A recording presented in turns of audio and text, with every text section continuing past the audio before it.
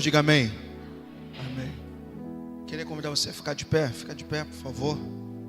Chamar aqui meu amigo evangelista Jean Franklin. Você pode aplaudir a Deus mais uma vez pela vida do Jean? Aplauda o Senhor. Isso. Pastor Cosme, vem fazer essa oração. Pastor Cosme vai orar pela vida do nosso amigo. Estende a mão para cá, irmão. Feche seus olhos. Paz de Cristo, igreja. A mão sobre a vida desse homem de Deus. Pai eterno, soberano Deus, eis aqui teu filho, Senhor, que está com essa responsabilidade mais uma vez de trazer a palavra aqui, Pai. Pai, alimenta através da tua palavra, Senhor. Usa teu filho poderosamente, conforme o Senhor tem usado sempre nessa casa, Senhor. Pai, em nome de Jesus, entregamos a vida dele nas tuas mãos, Senhor. Fala através dele aquilo que precisamos ouvir, Senhor. Não o que queremos ouvir, mas aquilo que precisamos ouvir. Em nome de Jesus, amém. Glória a Deus. Glórias a Deus. Queridos, que a paz do Senhor estejam com todos. Amém, irmãos? Só os que estão vivos, diga glória a Deus.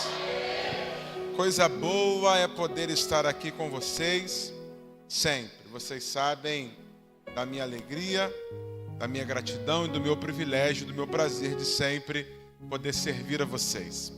Pastor Carlos é alguém a quem eu tenho muito carinho, muito respeito. E eu disse a ele ontem, quando ele entrou em contato comigo, exatamente às 00:20, falei para ele que ele não pede, ele manda. E aí eu dou meu jeito, né? Nós estamos tendo culto lá na igreja hoje também. Está tendo culto das crianças lá. Eu dei uma passadinha lá, fiquei um pouquinho com as crianças, vim para cá adorar a Deus com vocês. E eu me alegro por estar aqui, sobretudo, porque toda vez que eu venho a esta casa, eu sinto algo de Deus aqui muito forte. Então, você que aqui está, não pense que você está em somente mais um culto, tá bom? Mas tenha total certeza que você está num ambiente onde coisas sobrenaturais podem acontecer. E você sair daqui recebendo aquilo que você veio buscar nesta noite, em nome de Jesus. Enquanto você procura a segunda carta de Paulo aos Coríntios, o capítulo é o 4 e o versículo é o de número 7. Eu gostaria de, nesta noite, com muita alegria, comunicar aos irmãos e anunciar a esta igreja que eu tanto amo, o meu primeiro trabalho para a glória de Deus em livro, tá bom? Acabou de chegar, tem uns 15 dias que o livro chegou. E eu falei, pastor Marlon, que aqui é a terceira ou quarta igreja, se não me engano, que eu apresento o livro. Mas eu vou fazer o lançamento oficial dele na minha igreja, no dia 6 de julho. Tu se vira e vai lá agora, com todo respeito, tá? Avisa a pastora Camila, vocês se viram. 6 de julho é uma segunda-feira, tá bom? Alguns irmãos aqui já sabem onde é a minha igreja. Para quem não sabe, é só procurar lá no Instagram, ADSEJAN. Você vai procurar lá, 6 de julho. Nós estaremos fazendo o culto de lançamento oficial do meu primeiro livro, que tem como título A Geração do Agora, tá bom? E eu trouxe aqui hoje alguns exemplares. Esse aqui é do pastor Marlon, que ele já pegou, não tem jeito. O pastor Carlão perdeu dele hoje, depois eu tenho que trazer para ele depois, tá bom? Mas se você quiser e puder nos abençoar, eu vou pedir o Marlon para arrumar alguém com muito carinho para depois me ajudar aqui, tá bom? No valor de R$35, eu tenho certeza que esse livro vai edificar a sua vida, principalmente para a galera mais jovem, tá bom? E aí, quando eu digo galera mais jovem, é de 0 a 100 anos, tá? Todos nós seremos edificados para a glória de Deus. Eu vou aguardar você no dia 6 de julho, tá bom? Lá na ADSEJAN, no lançamento do meu livro. Os que encontraram a segunda carta de Paulo aos Coríntios, capítulo 4, versículo 7, diz amém.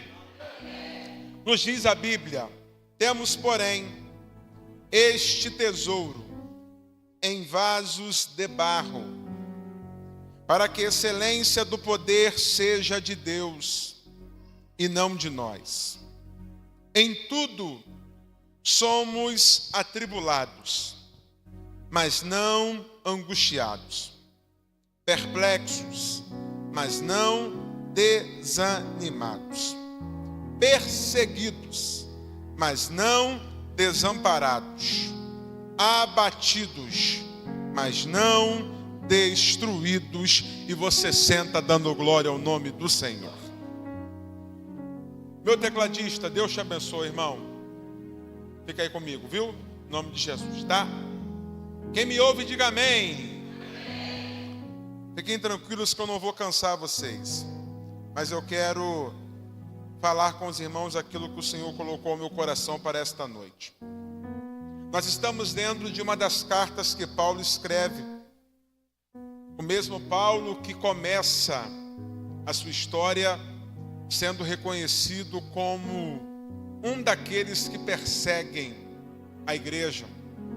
E não só perseguem, mas Saulo, quando ele ainda utilizava-se do seu outro nome ou da sua outra cidadania, Saulo tem consigo a permissão para que isto acontecesse.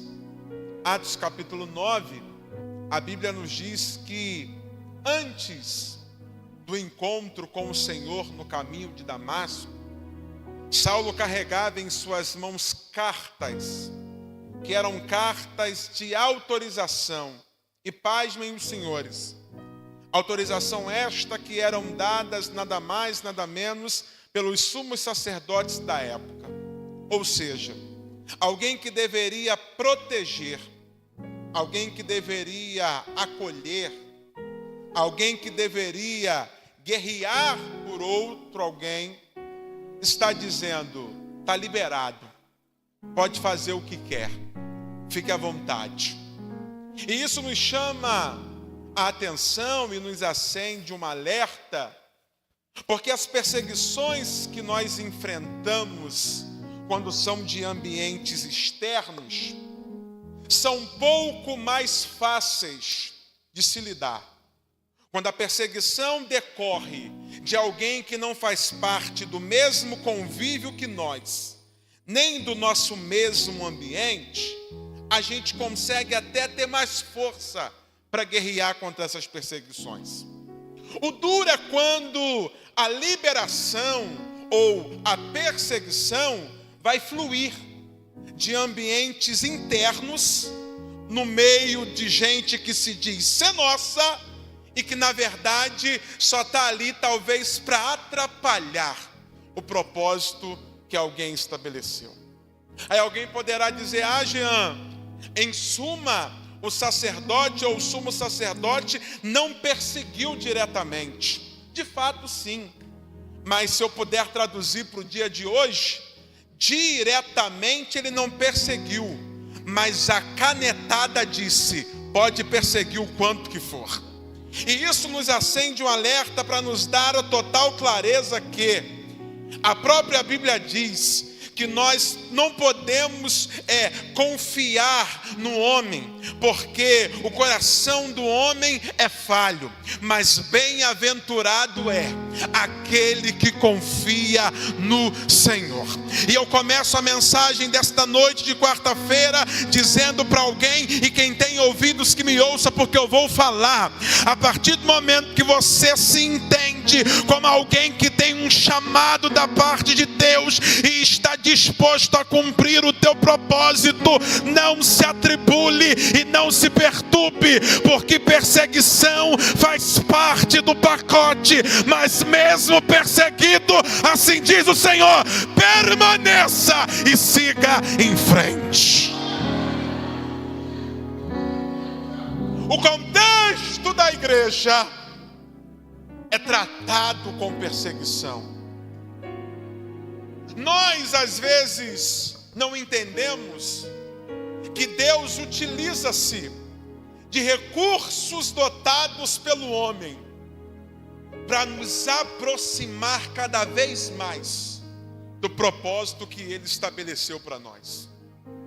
Quando João, o apóstolo, sofreu tais perseguições ao ponto de ser lançado numa caldeira fervente, sair renovado como a águia e depois ser lançado na ilha de Patmos para morrer de solidão, o céu abriu sobre a vida de João e disse, Este cenário não é um cenário de morte, mas é um cenário onde eu vou fazer você, João, experimentar e viver coisas que ninguém ainda nunca viveu na sua vida. E eu profetizo e digo para alguém nesta noite: deixe quem quiser falar, deixe quem quiser apontar, deixe quem quiser julgar. O propósito sobre a tua vida ainda é maior, e isso não vai te atrapalhar, pelo contrário, vai te aproximar para mais de Deus, para dizer: receba aquilo que ninguém ainda nunca recebeu na terra.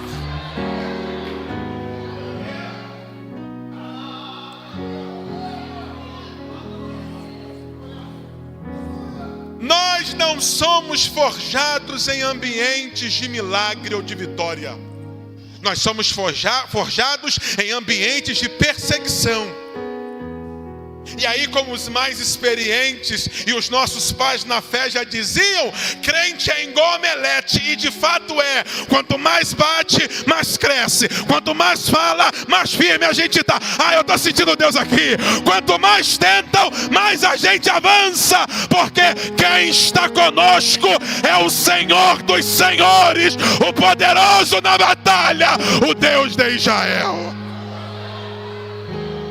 Só que este Paulo, chega um certo momento da sua vida em que ele vai ter um encontro direto com o próprio Senhor Jesus. Porque, gente, eu preciso dizer isso aqui nesta noite para alguém. Deus pode até estar em silêncio para te responder algumas coisas, mas Deus nunca deixa de guerrear as nossas guerras, mesmo que nós ainda não mereçamos. Qual é a maior prova disso, Jean? Olha você de pé aqui nesta noite. Irmão, você nem sabe, mas a esfera espiritual trabalhou o dia inteiro, porque Satanás tentou de diversas as formas, mas a Bíblia diz que ele anda só ao derredor, porque ao nosso redor nós estamos cercados por anjos que diz: aqui ninguém toca, aqui ninguém mexe, aqui ninguém vai se meter, porque ele é de Deus.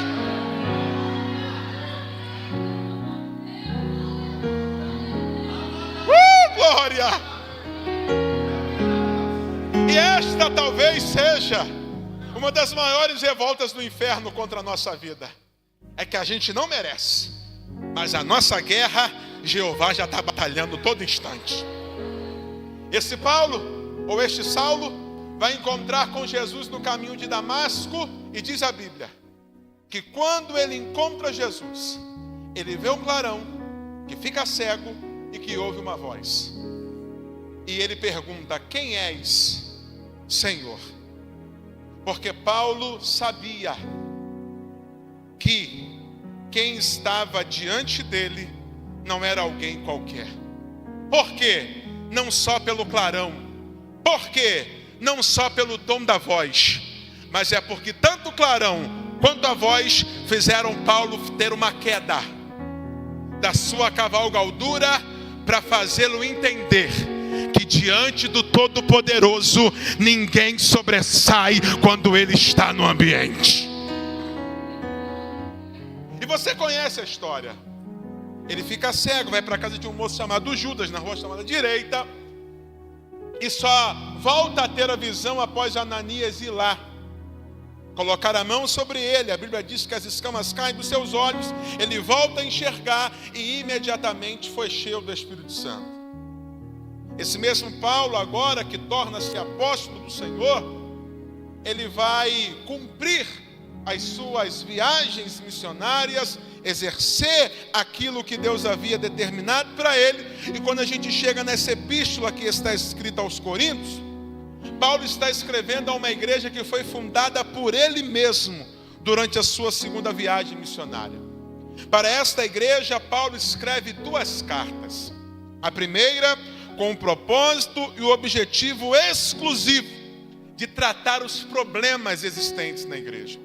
Corinto era uma igreja que dizem que era muito avivada, tinham muitos dons, tinha muitas coisas sobressalentes.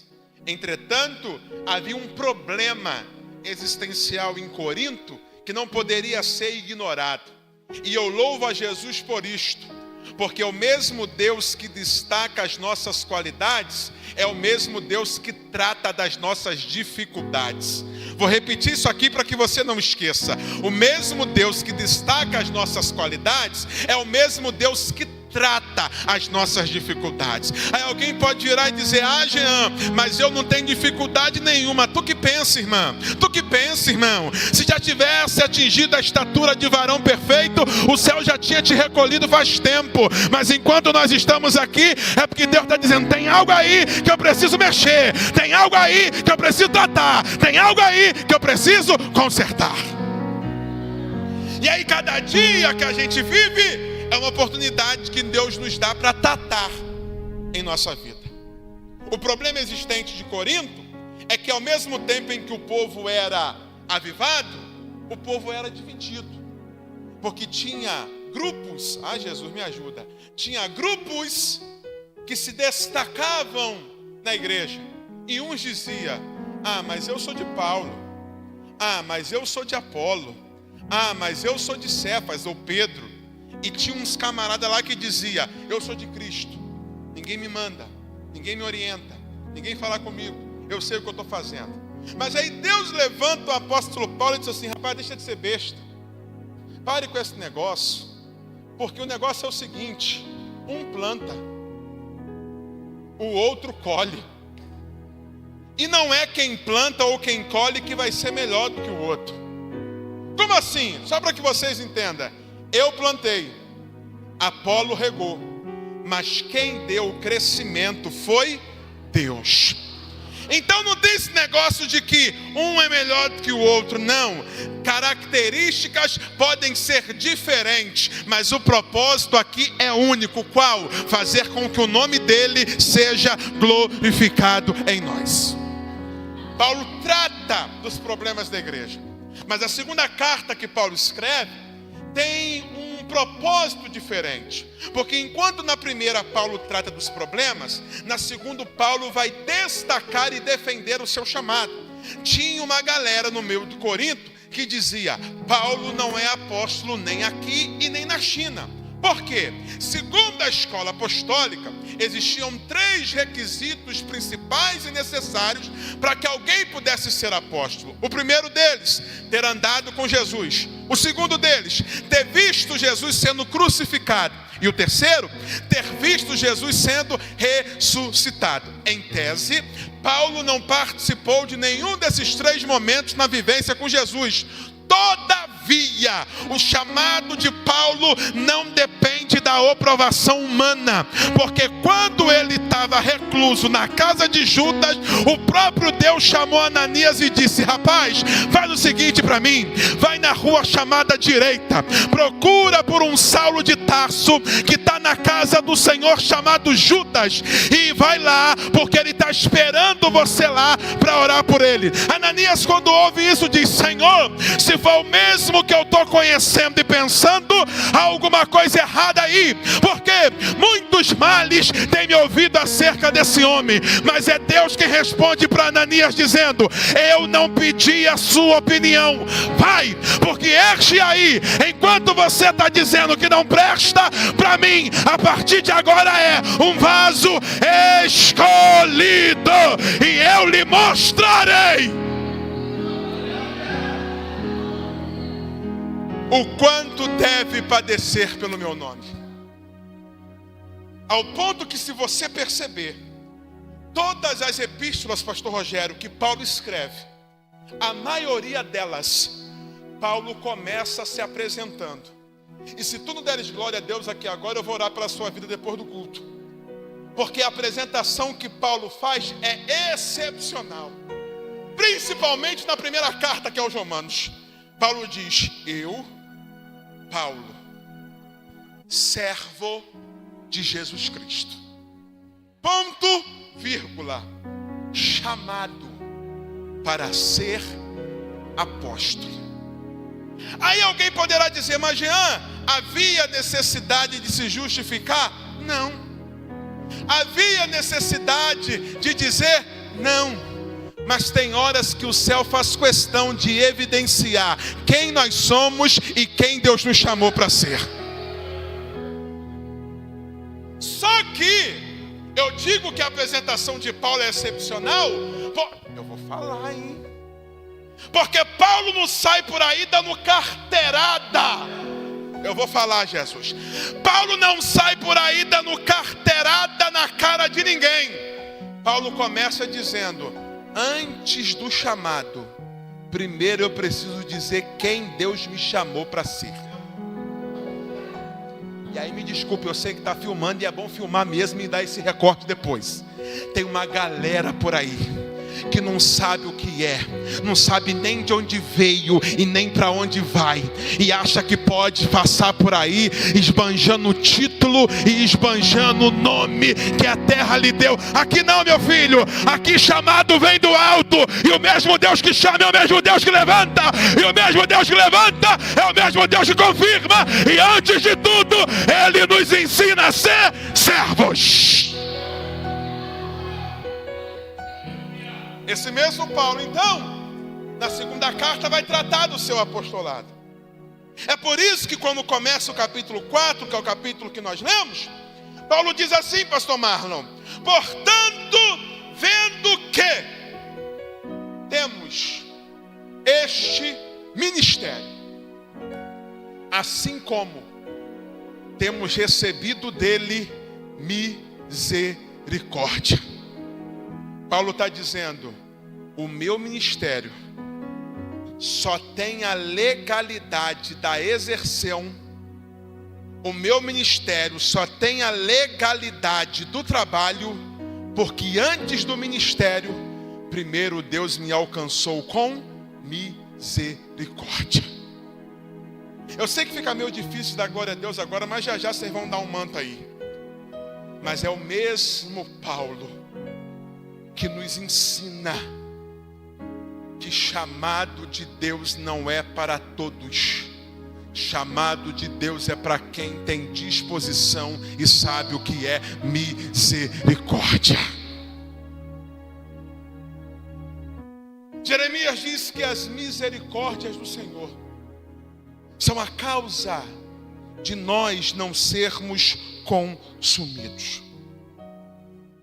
E mais do que dizer ao povo sobre o seu chamado, Paulo nos dá uma outra lição terrível aqui. Paulo tem consciência do seu chamado. E aqui eu preciso dizer uma coisa, gente, com todo carinho, respeito e amor que eu tenho a vocês. Quem tem consciência do que e para que foi chamado, não arruma problema com ninguém. Cumpre o que Deus lhe determinou e segue em frente. Que é isso, Jean? É isso mesmo.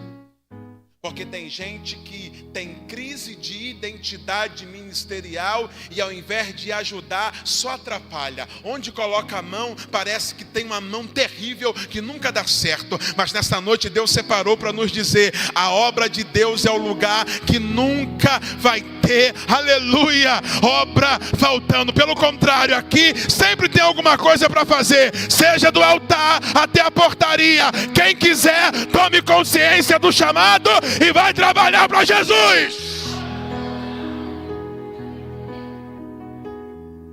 Paulo então continua, e quando chega a partir do versículo de número 4 e de número 5, Paulo deixa algo terrível na escrita que ele está dizendo. Depois de reconhecer o seu chamado e falar da misericórdia, Paulo agora diz: porque nós não pregamos a nós mesmos, mas pregamos a Cristo. Isso aqui é lindo demais, porque enquanto tem uma galera por aí esbanjando aquilo que talvez ele fez, Paulo segue a linhagem de João Batista e está dizendo: não sou eu, é ele. Eu sou somente um instrumento, mas quem opera é ele. Eu sou somente uma voz, mas quem faz é Ele. Eu preciso dizer quem Ele é, e eu prego Jesus. E já foi cantado aqui esta noite. Grite Jesus em qualquer ambiente, e você vai ver o poder que pode acontecer naquele lugar.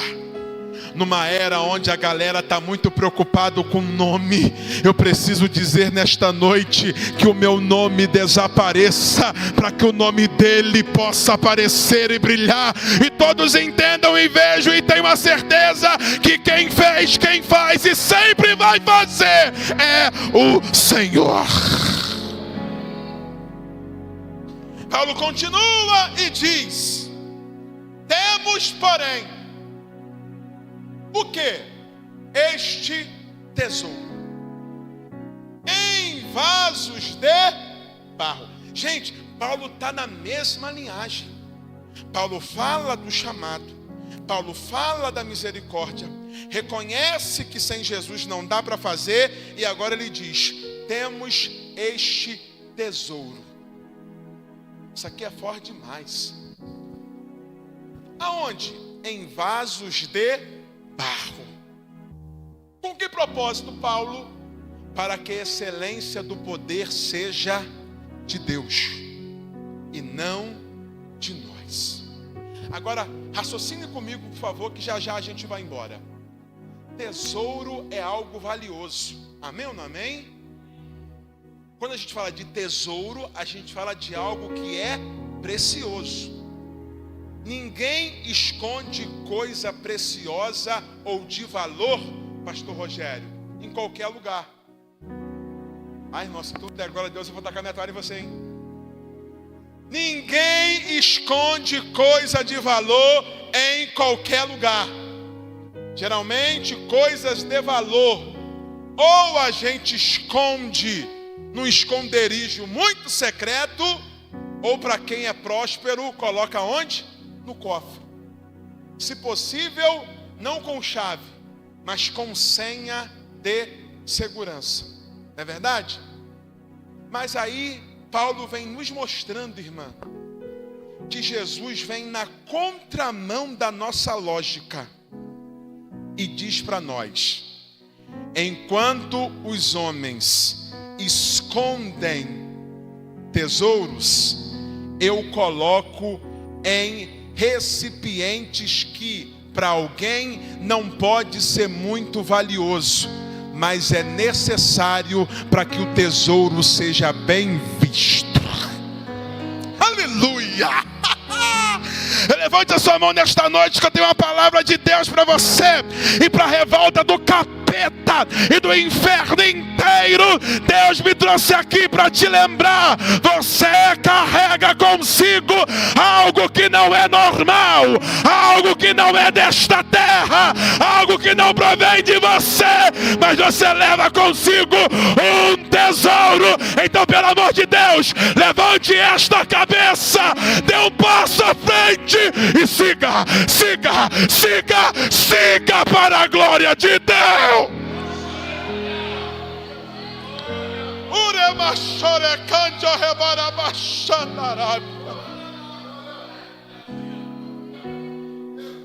Jean, mas o tesouro está onde? Nos vasos de barro. E quem são os vasos de barro? Com muito respeito, dá uma olhadinha assim, ó, de lado, para esse crente bonitão e bonitona que Deus colocou ao teu lado nessa noite, e vê se você consegue enxergar um tesouro nele aí nessa noite.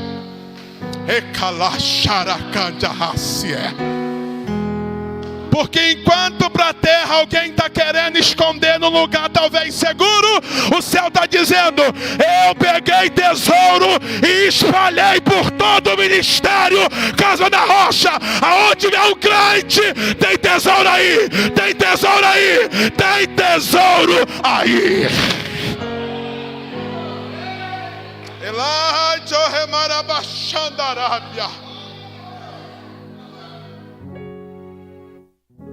E aí o mesmo Paulo quando vai falar com Timóteo, no capítulo 2, de uma das cartas, Paulo diz: Timóteo, anota aí para você não esquecer, o quê? Numa grande casa, há 4 tipos de vaso: uns para honra ou glória, outros para desonra. E aí, anota aí, tem vaso de ouro, tem vaso de prata, tem vaso de madeira, e por último, mas não menos importante, tem os vasos de barro. Aí o que eu quero que você entenda para a gente caminhar para encerrar é: o mesmo Deus, irmão, aleluia, o mesmo Deus, pastor Marlon, que coloca os tesouros no vaso de barro, está dizendo: eu coloco o tesouro em vasos de barro, para que o barro entenda que eu coloco ele na mesma prateleira daqueles que acham que são alguma coisa, mas na verdade eu coloco lá não para ser, mas para fazer entender que dentro do vaso tem tesouro para toda a vida. E aí, irmã, aleluia. E aí, irmã, não se importa se alguém te acha estranha, esquisita, antiquada, quadrada, meio, não interessa. O que importa é que o céu olhou para você e disse: é recipiente para receber tesouro.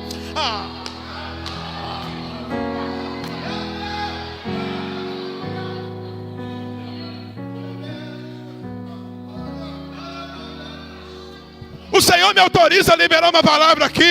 Você não vai andar por aí cabisbaixo, moribundo, desesperado, não. Você vai levantar de cabeça erguida. Aquilo que está dentro de você é precioso demais.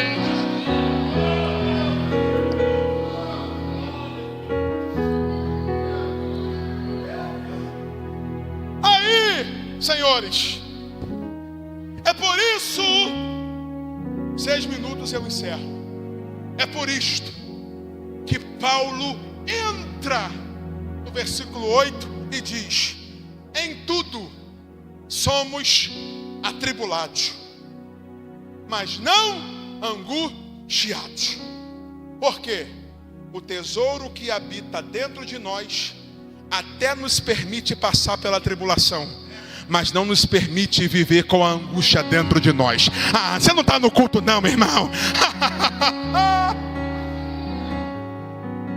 Por quê? Porque há um tesouro dentro de nós.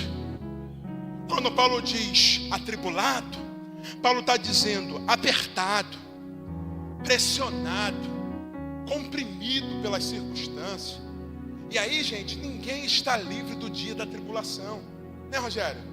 Tem dia que a tribulação bate com força para tentar nos tirar do propósito. Mas o mesmo Paulo que diz isso está dizendo: a tribulação pode até vir, mas ela não vai ter força para se transformar em angústia. Porque o tesouro que habita dentro de nós nos faz lembrar: nós não somos alguém qualquer.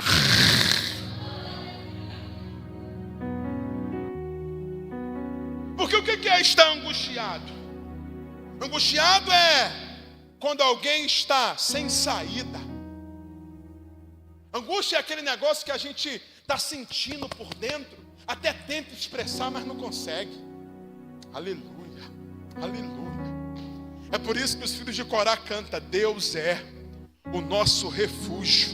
Aleluia, fortaleza, socorro bem presente na hora da angústia. Ô irmão, eu estou dizendo para você, você pode até ter chegado aqui angustiado nessa noite, mas você vai sair daqui revigorado. Ô glória, revigorado. Paulo diz: além disso, nós podemos até ficar perplexos, mas não desanimados. O que é alguém perplexo? Alguém perplexo, literalmente, é alguém que está meio confuso. Aí eu vou falar: sem entender o que está acontecendo. Parece até uns crentes que eu conheço, aqui não tem não, graças a Deus por isso, mas tem uns crentes por aí que você está com ele na igreja e o crente está meio assim, meio viajando, sabe, na maionese, na batatinha, sei lá.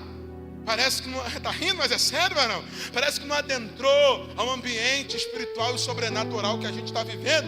Aí fica uns crentes, fica olhando para o teto, aí olha para o lado, olha para o outro. Oi, irmão, Jesus te trouxe aqui para dizer, a partir de hoje não mais, porque a perplexidade pode até bater na tua vida, mas desanimado você não vai ficar. Essa confusão, o Senhor arruma a tua mente nessa noite para dizer, tem algo dentro de você que é especial demais.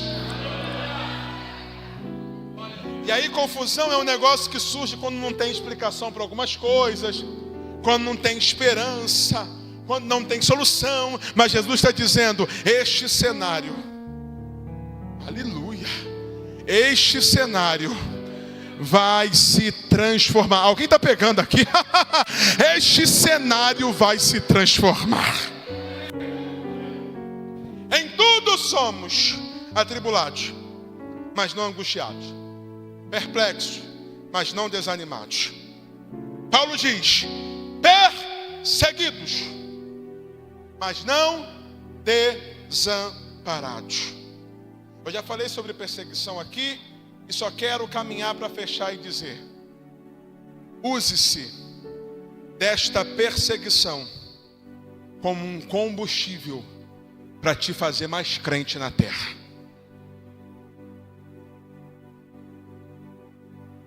Porque todos os cenários de perseguição que a Bíblia nos mostra, desculpa a expressão que eu vou usar, a carapuça sempre caiu para quem armou a perseguição.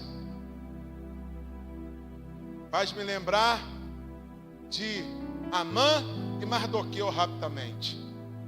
Amã estava doido para acabar com a vida de Mardoqueu. Doido para tirar Mardoqueu de cena.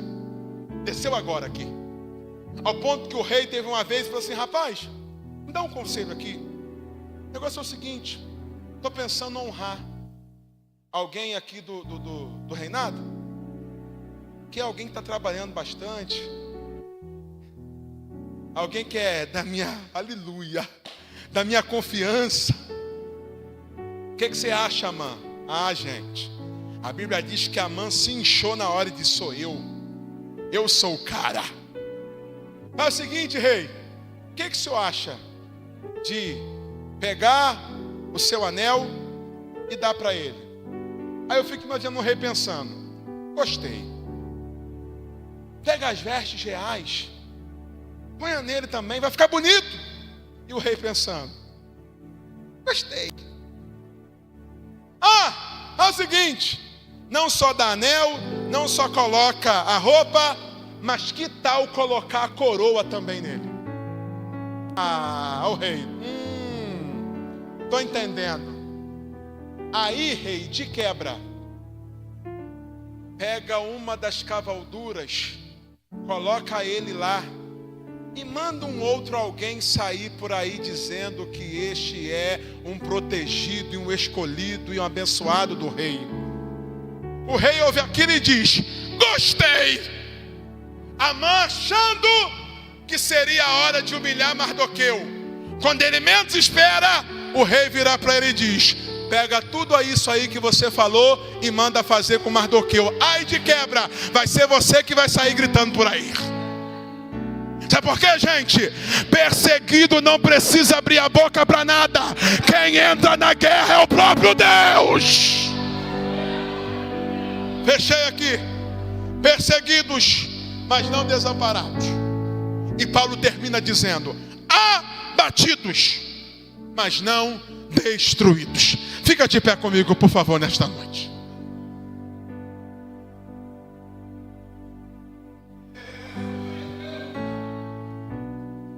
Aleluia. Aleluia. Você deve estar pensando, Jean, você não sabe como eu cheguei aqui esta noite. E de fato eu não sei. Mas o Deus que te conhece por dentro e por fora sabe tanto que Ele me trouxe aqui para dizer: você pode até estar ferido, mas não será aniquilado.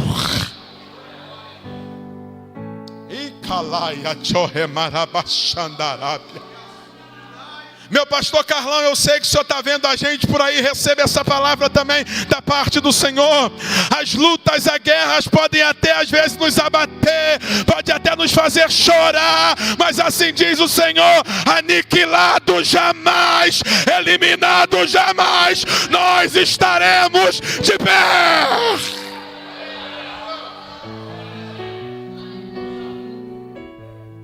Tudo isto por quê, Jean? Porque há dentro de nós algo muito precioso, algo muito valoroso. Pega a mão desse crente que Deus colocou ao teu lado nesta noite, em nome de Jesus. Eu venho falar do valor que você tem. Eu venho falar do valor que você tem. Ele está em você. Até com gemidos.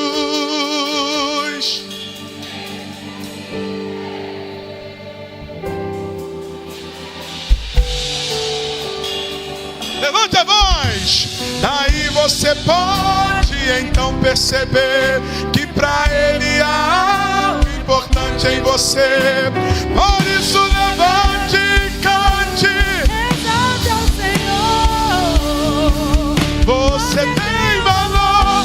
O Espírito Santo se move em você. Você tem o valor.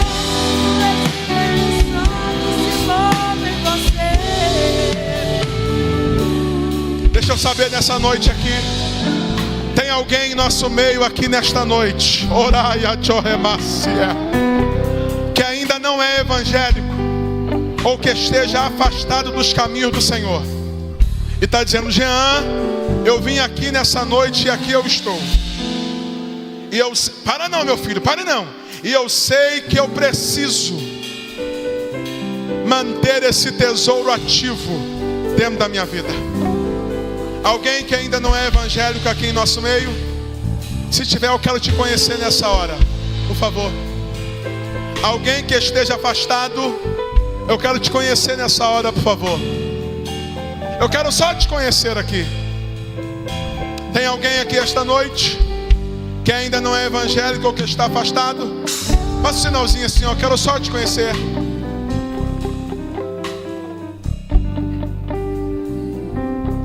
Até com gemidos inexprimíveis.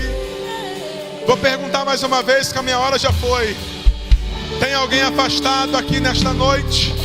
Ou alguém que ainda não é evangélico? Se tiver, eu quero te convidar nesta hora. Venha receber esse tesouro da parte do Senhor também, vem. Diga: você tem